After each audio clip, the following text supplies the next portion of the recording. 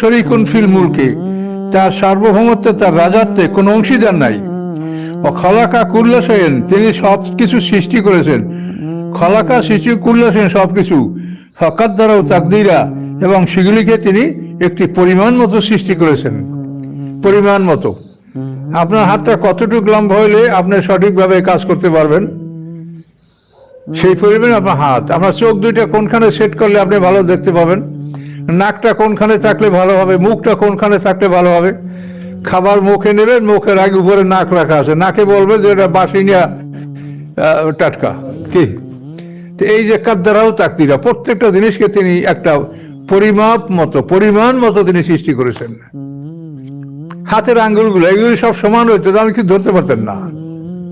এগুলো ছোট বড় হওয়ার কারণে আপনি যখন গ্রিপ মানে মুঠ করেন, ধরেন, শক্ত করে ধরতে পারছেন। কিন্তু সবকটা সমান হইলে আপনি এরকম ধরতে পারছেন না। এর নাম হলো কাদ্দারাহু তাকদীরা। আপনাদের ভিতরে যে সেটিংটা আছে, এটা সব আল্লাহ তাআলা এমন একটা নিয়মে করেছেন যেটা আমাদের জন্য কল্যাণকর এবং সুবিধাজনক। এটা বলা হয়েছে কাদ্দারাহু তাকদীরা।